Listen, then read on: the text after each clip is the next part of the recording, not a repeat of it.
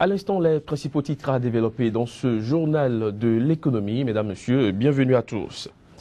L'actualité économique phare sur le continent africain ce jeudi, c'est bien l'inauguration par l'Égypte de la seconde voie du canal de Suez. Un projet hautement symbolique visant à relancer l'économie en berne de ce pays de l'Afrique du Nord. Il faut dire que le creusement du nouveau canal a été lancé le 5 août 2014. Les autorités égyptiennes avaient alors levé 9 milliards de dollars pour sa construction en vendant des participations aux Égyptiens. Plus de précision à travers ces images. L'expansion du canal de Suez représente l'un des projets phares du président Abdel Fattah al-Sisi, dont les promesses électorales se concentraient sur une relance de l'économie et le rétablissement de la sécurité.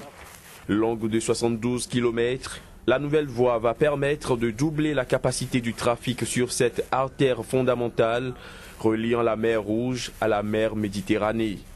D'ici 2023, quelques 97 navires pourront emprunter le canal quotidiennement, contre 49 actuellement, selon l'autorité du canal de Suez. La nouvelle artère va permettre une circulation dans les deux sens, réduisant de 18 à 11 heures le temps d'attente des bateaux. Construit il y a 146 ans, le canal de Suez est l'une des voies navigables les plus fréquentées au monde et un point clé du commerce mondial. La nouvelle artère doit faire passer les revenus du canal de 5,3 milliards de dollars attendus en 2015 à 13,2 milliards de dollars en 2023. Les autorités souhaitent également développer la zone qui borde le canal pour en faire une plateforme industrielle et commerciale avec notamment plusieurs ports et un centre de service pour les flottes commerciales traversant le canal. Un projet qui devrait permettre la création de plus d'1 million d'emplois au cours des 15 prochaines années.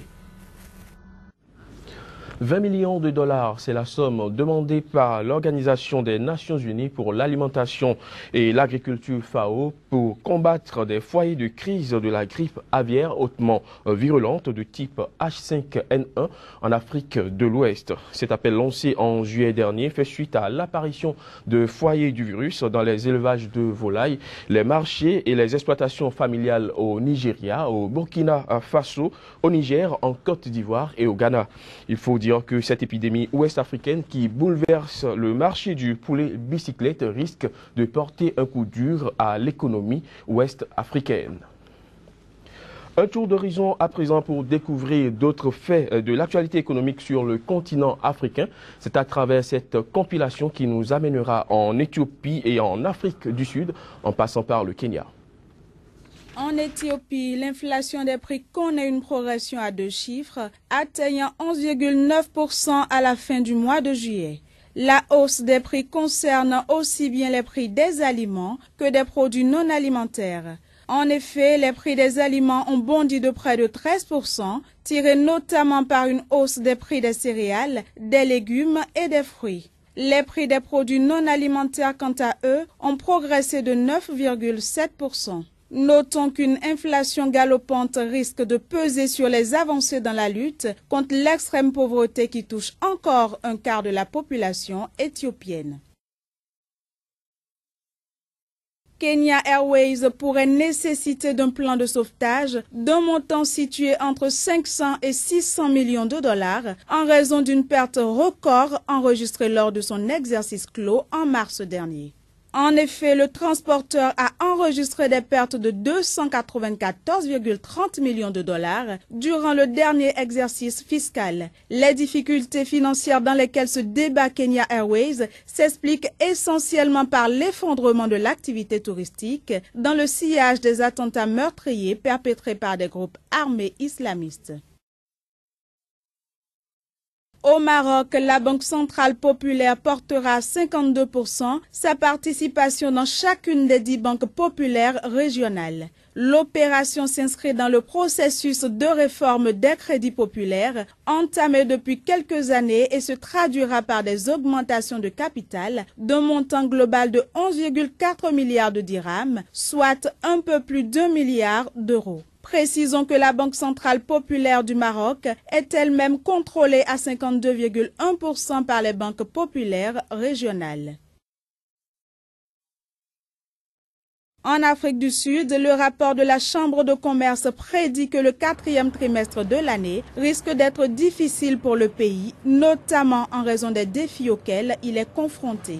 En effet, l'Afrique du Sud doit faire face d'une part aux syndicats des travailleurs du secteur minier qui maintiennent leurs revendications salariales et d'autre part aux producteurs de minerais qui souhaitent réduire les charges salariales pour des motifs de baisse des prix des matières premières minières. À cela s'ajoute la baisse du rand, la monnaie sud-africaine qui a perdu 12% face au dollar depuis le début de l'année. Au Bénin, il est désormais possible de créer une entreprise en à peine 1 heure de temps. Il s'agit de l'un des fruits des réformes du GUF, le guichet unique de formalisation des entreprises. Les formalités y sont donc simplifiées afin d'inciter les entrepreneurs à exercer leur activité dans de meilleures conditions. Les explications du directeur du GUF, Isdine Bouraïma. Au Bénin aujourd'hui, vous pouvez être un investisseur, un opérateur économique étranger en transit au Bénin de quelques heures et vous avez votre entreprise créée avant de reprendre votre prochain avion. Les étapes sont très simples, c'est une seule procédure. Allez à la direction générale du GUF, déposez votre capital social librement fixé par vous-même, parce qu'il vous souvienne que depuis février 2014, l'obligation de constituer 1 million de capital est suspendue. Le recours obligatoire au notaire pour la rédaction et l'authentification des statuts aussi est rendu facultatif. Et justement, au niveau du GUF, vous pouvez déposer le capital que vous souhaitez avoir pour votre future entreprise, déposer votre acte de naissance, une seule photo et payer 17 000 francs CFA. Le GUF fera enregistrer vos statuts, accomplir les formalités relatives à la création de votre entreprise et vous donnera à la fin 1 heure chrono après votre registre du commerce, votre identifiant fiscal unique, l'attestation IFU. Vous aurez la publication de votre entreprise sur le site internet du GUF, www.gufbenin.org. On vous tirera aussi une copie physique pour vous montrer que ça a été publié. Vous aurez la déclaration à la CNSS, une déclaration à la Direction générale du travail, la déclaration à la Direction générale des impôts et ensuite votre carte d'importateur.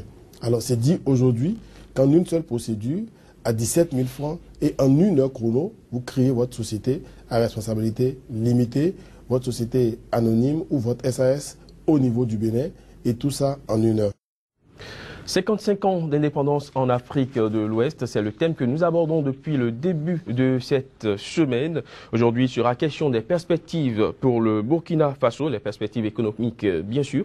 Et nous allons également aborder le cas de la Côte d'Ivoire. Ce sera avec Kazmi Pédio, notre confrère de l'économiste, que nous allons retrouver tout de suite.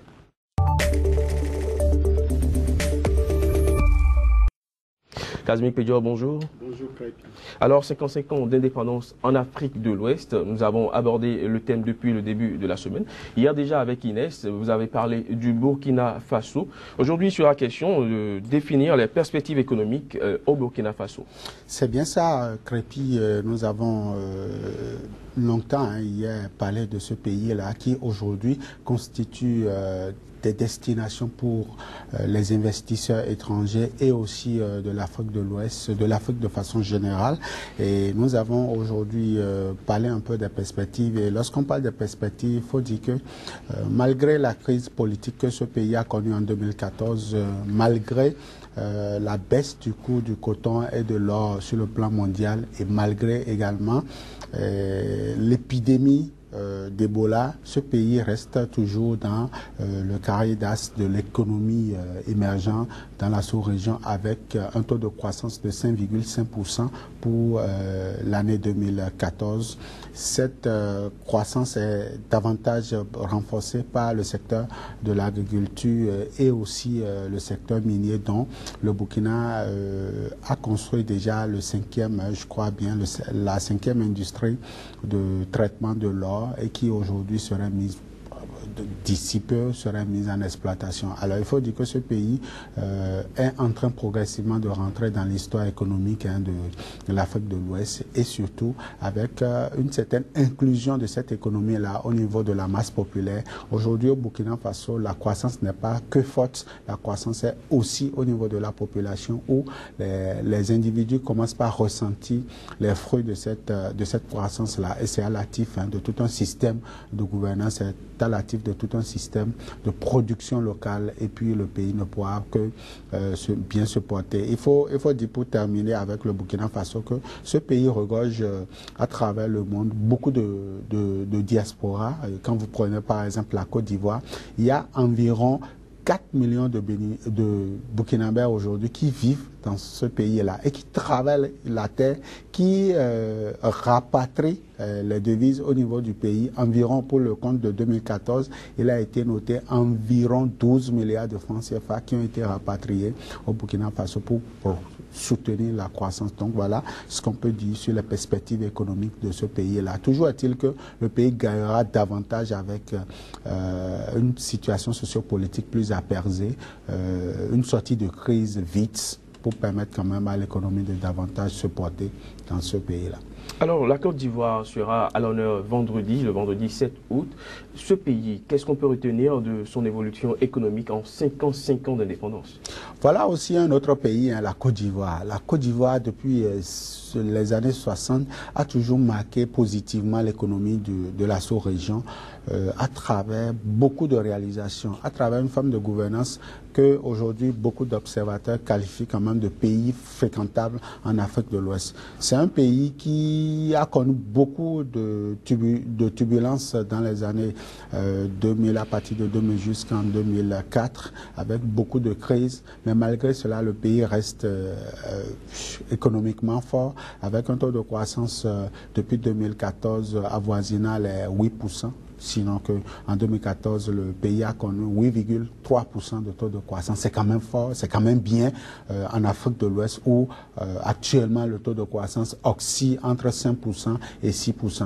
Donc lorsque vous avez un pays qui est sorti franchement de la guerre et qui retrouve son équilibre économique comme ça, vous n'êtes que content, vous n'êtes que fier de ce pays-là. Il faut dire que cela est dû à beaucoup de facteurs que nous ne pourrons certainement pas aborder ici sur ce plateau. Nous y reviendrons certainement, mais d'ores et déjà, il faut noter que la Côte d'Ivoire aujourd'hui est un pays fréquentable. Quand on dit fréquentable, c'est que c'est un pays qui draine beaucoup d'investisseurs, beaucoup de touristes et aussi envoie beaucoup de ces produits vers les pays comme le Bénin, le Burkina Faso et même le Nigeria. Alors vous avez mentionné un fort taux de croissance pour la Côte d'Ivoire. D'où est-ce que ce pays tire cette force? Très rapidement, nous sommes presque à la fin. C'est déjà une bonne politique, une bonne gouvernance au niveau de l'État, la réduction des comptes et aussi la lutte contre la corruption, parce que c'est un fléau aujourd'hui qui gangrène beaucoup de pays africains. C'est aussi un bon climat des affaires. Aujourd'hui, je crois le gouvernement actuel mise beaucoup plus sur l'investissement d'abord local au niveau des opérateurs économiques de ce pays-là. Et à cela, il faut ajouter l'intéressement, le lobbying politique